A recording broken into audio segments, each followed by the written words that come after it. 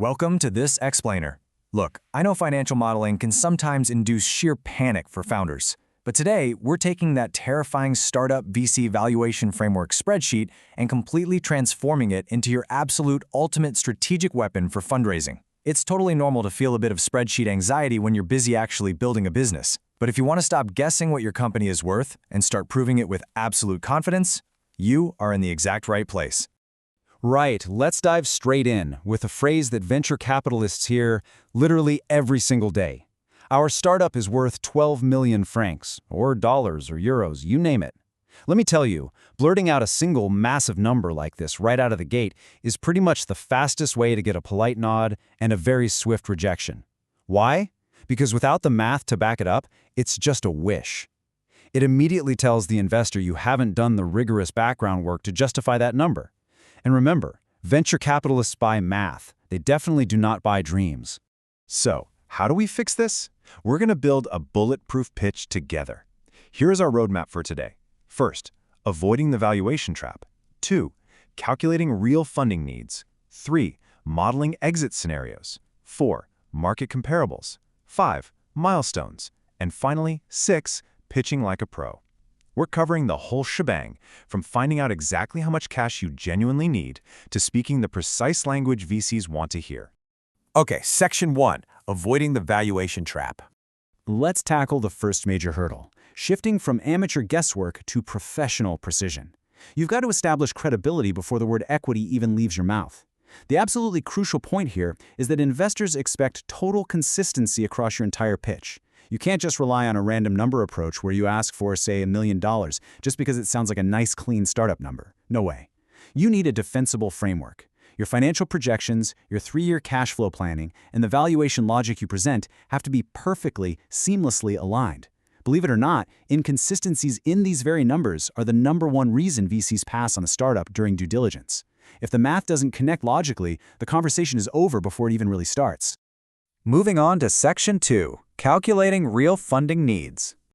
The very next step is figuring out exactly how much money you actually need to ask for. Your funding amount should never, ever be picked out of thin air. It has to come directly from your projections. To find this, you've got to comb through your 3-year cash flow projection and find what's called the cash trough.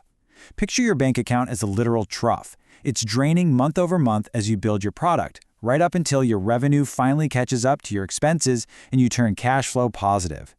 That absolute lowest point, that's your minimum financing need. But listen closely here.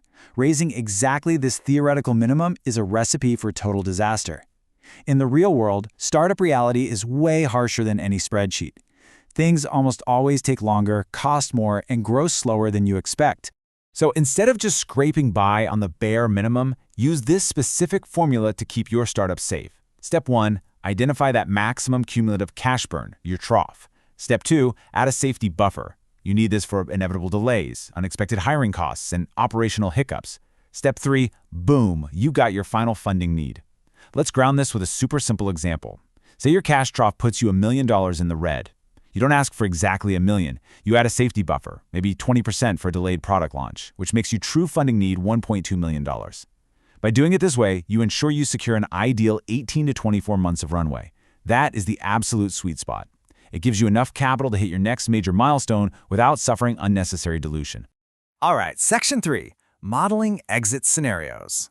Now we get to look at how investors actually calculate risk, and that means completely throwing out the idea that you have one single guaranteed future. It's actually fascinating how venture capital fundamentally favors conservative models over those optimistic home run projections. Look at how heavily these scenarios are weighted. A conservative scenario gets a massive 70% probability. The base case sits at 20%, and that optimistic, perfect world scenario, just 10%. You have to heavily favor the conservative outcome because investors value realistic assumptions. They know the optimistic path rarely plays out perfectly, so presenting a weighted probability proves that you truly grasp the real-world risks involved. Next up, you have to factor in the required investor return. And depending on your company's stage, these expected returns shift dramatically. If you're at the idea stage, an investor is looking for a staggering 20 to 30x return on their money. Why 30x? Because VCs know that the vast majority of early-stage startups are going to fail.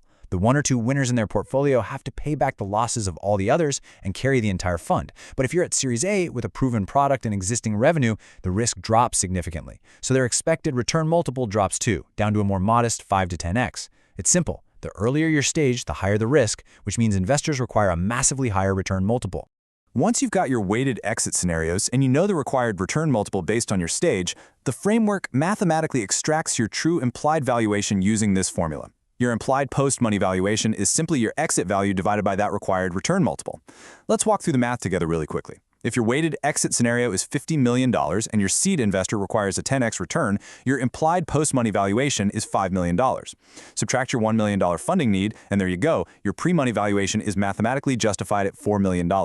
It takes all the emotion completely out of the equation and gives you a realistic expected value based purely on provable math. Section 4. Market comparables.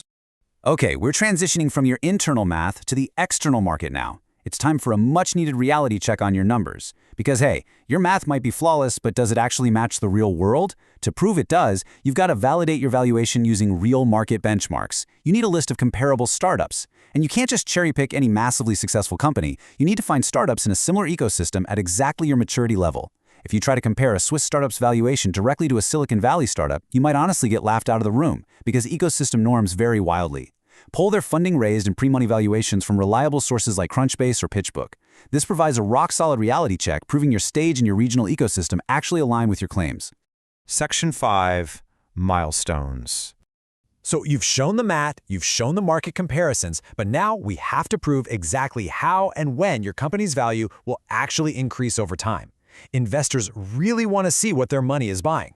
Think of milestones as specific valuation triggers. You aren't just building a product here.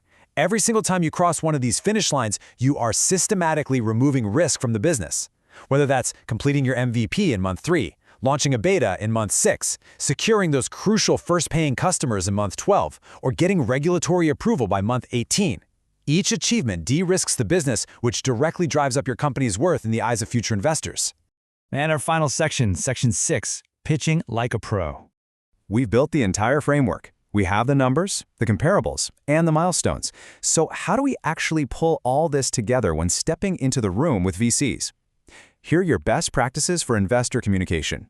First off, never present just one exact number. Always present a valuation range. Next, explain your scenario logic. Show them you understand that the conservative route is the most likely. Cite your benchmark references from the real current market. And finally, show that your funding request is based directly on a cash flow trough plus a logical safety buffer. Instead of just blurting out a random number, you can now sit down and confidently say, based on scenario-weighted methods, market comparables, and milestone analysis, we estimate this specific valuation range. Bringing that level of professionalism completely changes the dynamic in the boardroom. Thank you so much for joining this explainer. Now, I want to leave you with one final thought. Go take a look at your current pitch deck. Can your valuation genuinely survive the VC reality check, or are you just wishing on a random number? Take these tools, ground your pitch in the math, and go absolutely secure that funding.